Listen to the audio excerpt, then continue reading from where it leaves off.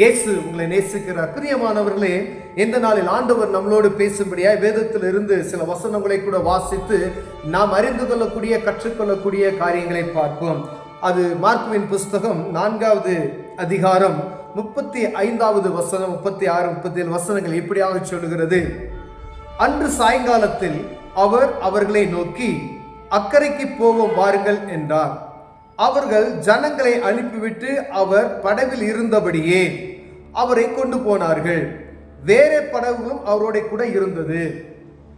அப்பொழுது பலத்த காற்று உண்டாகி படகு நிரம்பத்தக்கதான அலைகள் அதன் மேல் மோதிற்று. கப்பலின் பின்னணியத்தில் அவர் தலையணை வைத்து நித்திரையாயிருந்தார். அவர்கள் அவரை எழுப்பி, போதகரே, நாங்கள் மடிந்து போகிறது உமக்கு கவலையா இல்லையா என்றார்கள். அவர் எழுந்து காற்றை அதட்டி, கடலை பார்த்து, இறையாதே, அமைதலாயிரு என்றார். அப்பொழுது காற்று நின்று போய் மிகுந்த அமைதல் உண்டாயிற்று. அவர் அவர்களை நோக்கி, ஏன் இப்படி பயப்பட்டீர்கள்? ஏன் உங்களுக்கு விசுவாசம் இல்லாமல் போயிற்று என்றார். அவர்கள் மிகவும் பயந்து, இவர் யாரோ, காற்றும் கடலும் இவருக்கு கீழ்ப்படுகிறதே என்று ஒருவரோட ஒருவர் சொல்லிக் கொண்டார்கள். அன்பானவர்களே, ஒவ்வொரு மீன்பிடிக்கு சொந்தக்காரர்களே, கடல்ல மீன் பிடிக்கக்கூடிய ஒவ்வொரு என் அன்பு சகோதரர்களே, அநேகம் பேர் மீன் சம்பந்தப்பட்டமான தொழிலில் ஈடுபட்டு கொண்டிருக்கிறோம். கடல் வலை, அந்த மாதிரி தொழில், அநேக காரியங்கள்ல ஆண்டவரை முதன்மையாய் வைக்காதபடிக்கு நாம் செயல்படுகிறதை நாம் அறிந்திருக்கிறோம். பிரியமானவர்களே, ஆண்டவராகிய இயேசு கிறிஸ்து 2024 வருடங்களுக்கு முன்பதாய் இந்த பூமியில் இருந்த பொழுது அவர் மனித ரூபம் எடுத்து நமக்காக இந்த பூமிக்கு வந்தார் பார்த்தீங்களா? அப்ப நடந்த நிகழ்வுகள் வேதத்தில் எழுதியிருக்கு. அவருடைய அந்த சுவிசேஷ 3.5 வருடம் சுவிசேஷ காலத்தில் சீசர்களோடு சேர்ந்து அவர் அக்கறைப்படுகிற ஒரு காட்சியை இதில் எழுதப்பட்டு இருக்கிறது. பிரியமானவர்களே, அவர் படவிலிருந்து சுவிசேஷத்தை ஜனங்களுக்கு அறிவித்துக் கொண்டிருக்கிறார். அப்படி அறிவித்துக் கொண்டிருக்கும் பொழுது சாயங்காலம் ஆயிற்று.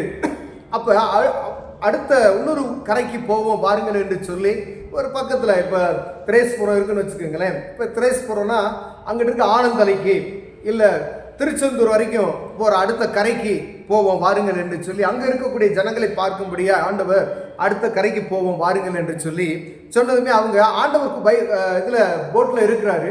போட்டில் இருக்கும் பொழுது என்ன செய்கிறாங்க? அவங்க கடந்து செல்கிறாங்க. அவர் ஜனங்களை அனுப்பிவிட்டு அவர் படவில் இருந்தபடி அவரை கொண்டு போனார்கள். வேறு படகு அங்கே அவங்களோடு கூட வருது. நிறைய பேர் போகிறாங்க. முதல்ல நம்ம பார்க்கும் பொழுது வேறு படகு இல்லை. அவர் கடலில் மேல் நடந்து வந்தார். அப்பொழுது இயேசு அவர்களோடு கூட இல்லை. அங்கு வேறு எந்த ஒரு படகும் அவர்கள் கூட வரவில்லை என்பதை நாம் பார்த்தோம். இந்த செய்தி வழியை ஆண்டவர் அநேக படகுகள் அவர்களோடு கூட வருகிறது. அப்படி வரும்பொழுது திடீர்னு ஒரு சம்பவம் நடக்கிறது. அப்பொழுது பலத்த சுழல் காற்று உண்டாகி படகு நிரம்பத்தாக்குதான் அலைகள், சூறாவளி காத்து, தண்ணி போட்டே முங்கி போகக்கூடிய ஒரு சூழ்நிலைகள். அவர்கள் மீனவர்கள், அவர்களுக்கு காற்றும் கடலும் ஒரு பெரிதாக தெரியாது. அப்படி இருந்தும் அவர்களுக்குள் ஒரு பயம். இயேசு கிறிஸ்து பெண்ணணியத்தில் தூங்குகிறார் என்று வேதத்தில் எழுதியிருக்கிறது. உடனே போய் என்ன செய்யறாங்க அப்படின்னா, ஆண்டவரே, நாங்கள் மடிந்து போகிறது உமக்கு கவலை இல்லை. அதாவது நாம் செத்து விடுவோம் என்ற நினைக்கக்கூடிய ஒரு சூழ்நிலைக்கு நேராய் அவர்கள் எண்ணத்தக்கதாய் அப்படி நடக்கிறது. அவங்க அவ்வளவுதான் அப்படின்ற சொல்றவே இயேசுவை போய் தட்டி எழுப்புறாங்க. நாங்கள் மடிந்து போகிறோமே, நாங்கள் மடிந்து போகும் கவலையா இல்லையா அப்படின்னு சொல்லி. இயேசு கிறிஸ்து அந்த போட்ல இருக்கும் போது ஒரு நிகழ்ச்சி நடக்கிறது. பிரியமானவர்களே, என் அன்பு போட்டு வைத்திருக்கிற, வல்லம் வைத்திருக்கிற, லாஞ்சு வைத்திருக்கிற, வேற தோணி வைத்திருக்கிற, ஷிப் வைத்திருக்கிற யாரா இருந்தாலும் சரி, சின்ன நீங்க ஃபைபர் போட்டு வச்சிருக்கலாம், மரம் போட்டு வச்சிருக்கலாம், கட்டுமரம் வைத்திருக்கலாம், நீங்க என்ன கடல் தொழில் செய்தீர்களானாலும் ஆண்டவராக இயேசு கிறிஸ்துவை உங்க படகில் ஏற்றுக்கொள்ள மனதுள்ளவர்களாய் இருங்கள். இந்த இடத்துல போட்ல இயேசு கிறிஸ்து வரல. ஆனா இந்த இடத்துல இயேசு கிறிஸ்து போட்ல தான் இருக்கிறாரு. ஆனா ஒரு புயல் அடிக்கிறது. அவர்கள் பயப்படக்கூடிய ஒரு சூழ்நிலை வருகிறது. உலகத்தை பார்த்து அவர்கள் பயப்படுகிறார்கள். சமுத்திரத்தை பார்த்து அவர்கள் பயப்படுகிறார்கள். ஜீவன் போய்விடும் என்ற ஒரு பயம் அவர்களுக்கு வருகிறது. பிரியமானவர்களே, ஆனா இயேசு கூட தான் இருக்கிறார். இயேசு கூட இருக்கும் பொழுது இவர்களுக்கு ஒரு பயம் உண்டாகிறது. பிரியமானவர்களே, அப்படியானால் நம்முடைய வாழ்க்கையில ஆண்டவருக்கு பயப்பட பயம் இருக்குதா? இயேசு கூட இருப்பாரு. இயேசுவை சொந்த ரட்சகரா நம்ம ஏற்றுக்கொண்டு இருப்போம். அவரை நம்ம வாழ்க்கையின் படகுல நம்ம ஏற்றுக்கொண்டு இருப்போம். ரட்சிக்கப்பட்ட அனுபவத்தோடு நம்ம கடந்து சென்று கொண்டு இருப்போம். ஆனா இயேசு கிறிஸ்துக்கு பயப்படுகிற பயம் நம்மோட இல்லாம இருக்கும். பிரியமான, கடவுளுக்கு பயப்படுகிற ஒரு பயம், எதையும் துணிச்சலாய் செய்கிற ஒரு காரியம். கர்த்தருடைய பிள்ளைகள் எதையும் துணிச்சலா செய்வதற்கு யோசிக்கணும். எல்லாத்தையும் செய்யணுமோ அதை தான் செய்யணும். எல்லா காரியத்தையும் மற்றவர்கள் செய்கிற மாதிரி நாம் செய்ய முடியாது. இந்த கடைசி வசனத்துல பார்த்தீங்கன்னா, அவர்கள் மிகவும் பயந்து, ஆண்டவர் அவர்களை நோக்கி ஏன் இப்படி பயப்படுகிறீர்கள், ஏன் உங்களுக்கு விசுவாசம் இல்லாமல் போயிட்டு கேட்கிறாரு. அவர்கள் மிகவும் பயந்து, இவர் யாரோ, காற்றும் கடலும் இவருக்கு கீழ்ப்படுகிறதே. காற்றும் கடலும் கீழ்ப்படுகிற ஒரு கடவுள் இருக்கிறான், இயேசு கிறிஸ்து தான். அதை மறந்து போயிடாதீங்க. கடல் கொந்தளிக்கலாம், காற்று பலமாய் வீசலாம், அதுக்கு அதிகாரம் கொடுக்கிறவர் இயேசு கிறிஸ்து என்பதை பாருங்க. அதுக்கு முந்தின வசனம் பாருங்க, அவர் எழுந்து காற்றை அதட்டி கடலை பார்த்து இறையாதே, அமைதலாயிரு என்றார். அப்பொழுது காற்று நின்று போய் மிகுந்த அமைதல் உண்டாயிற்று. இறையாதேன்னு சொல்றாரு கடலை பார்த்து. மனுஷனை கூட பார்த்து அவர் அவ்வளவு இப்படி செய்யாதீங்கன்னு சொல்ல, ஆனா இயற்கை அவர் இருக்கும் பொழுது அலறுகிறதை பார்த்து இறையாதே அப்படின்னு சொன்னாரு.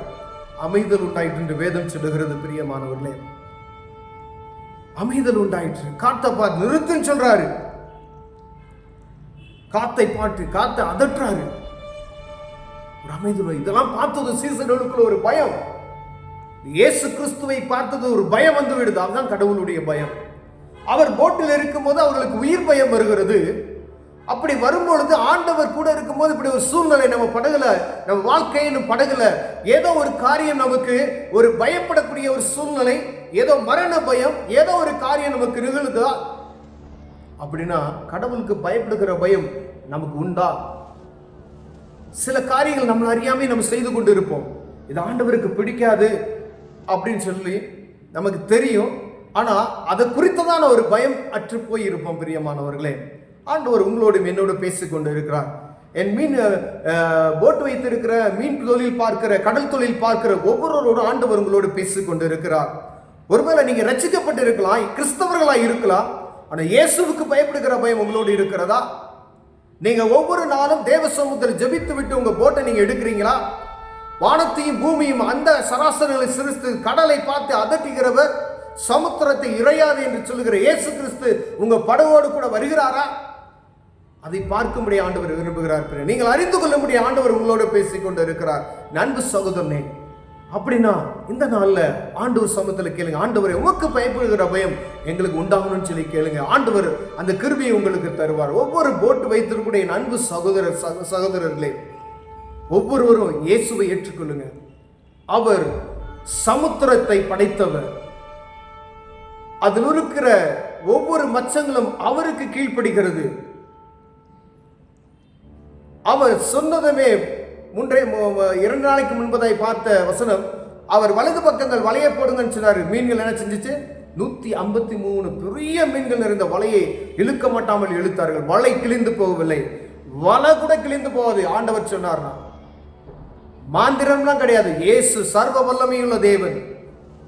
அவரை நீங்கள் நோக்கி பார்த்தா உங்க வாழ்க்கை செழிக்கும். பிரியமானவர்களே, கண்களை மூடுவோம், ஜெபம் செய்வோம். அன்பின் தகப்பனே, உமக்கு பயப்படுகிற பயம் எங்களுக்கு உண்டாகும்படியாக ஜெபிக்கிறையா. இயேசுவுக்கு பயப்படுகிற பயம். ஆண்டவரே, உலக மனிதனுக்கு பயப்படுகிற பயம் கண்ணியை வருவிக்கும் என்று சொன்னீங்க. அந்த பயம் எங்களுக்கு வரக்கூடாது. உலகத்தில் இருக்கவங்களை பார்த்து எங்களுக்கு பயம் வரக்கூடாது ஐயா. இயேசுவுக்கு பயப்படுகிற பயம் எங்களுக்கு உண்டாகும்படியாக நான் ஜெபிக்கிறேன். இயேசுவின் நாமத்தில் பிதாவே, ஆமென்.